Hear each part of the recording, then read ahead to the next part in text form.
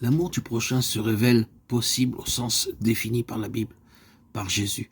Il consiste précisément dans le fait que j'aime aussi en Dieu et avec Dieu la personne que je n'apprécie pas ou que je ne connais même pas. Cela ne peut se réaliser qu'à partir de la rencontre intime avec Dieu. Une rencontre qui est devenue communion de volonté pour aller jusqu'à toucher le sentiment. J'apprends alors à regarder cette autre personne, non plus seulement avec mes yeux et mes sentiments, mais selon la perspective de Jésus-Christ. Son ami est mon ami. Au-delà de l'apparence extérieure de l'autre, jaillit son attente intérieure d'un geste d'amour, d'un geste d'attention que je ne lui donne pas seulement à travers des organisations créées à cet effet, l'acceptant peut-être comme une nécessité politique. Je vois avec les yeux du Christ et je peux donner à l'autre bien plus que les choses qui lui sont extrêmement nécessaires. Je peux lui donner le regard d'amour dont il a besoin. Ici apparaît l'interaction nécessaire entre amour de Dieu et amour du prochain, sur laquelle insiste toute la première lettre de Jean. Si le contact avec Dieu me fait complètement défaut dans ma vie, je ne peux jamais voir en l'autre que l'autre, et je ne réussis pas à reconnaître en lui l'image divine.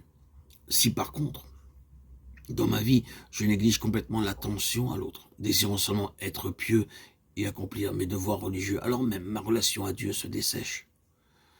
Alors cette relation est seulement correcte, mais sans amour. Seule ma disponibilité à aller à la rencontre du prochain, à lui témoigner de l'amour, me rend aussi sensible devant Dieu. Seul le service du prochain ouvre mes yeux sur ce que Dieu fait pour moi et sur sa manière à lui de m'aimer.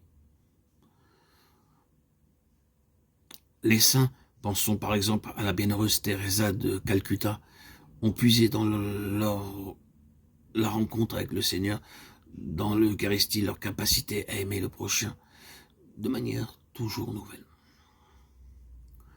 Et réciproquement, cette rencontre a acquis son réalisme et sa profondeur précisément grâce à leur service des autres. Amour de Dieu et amour du prochain sont inséparables. C'est un unique commandement.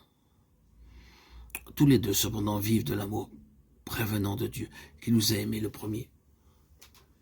Ainsi, il n'est plus question d'un commandement qui nous prescrit l'impossible de l'extérieur, mais au contraire d'une expérience de l'amour, donné de l'intérieur, un amour qui, de par sa nature, doit par la suite être partagé à d'autres.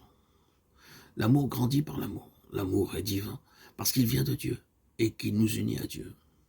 Et à travers ce processus d'unification, il nous transforme en un nous, qui surpasse nos divisions, et qui nous fait devenir un, jusqu'à ce que, à la fin, Dieu soit tout en tous. 1 Corinthiens 15, 28.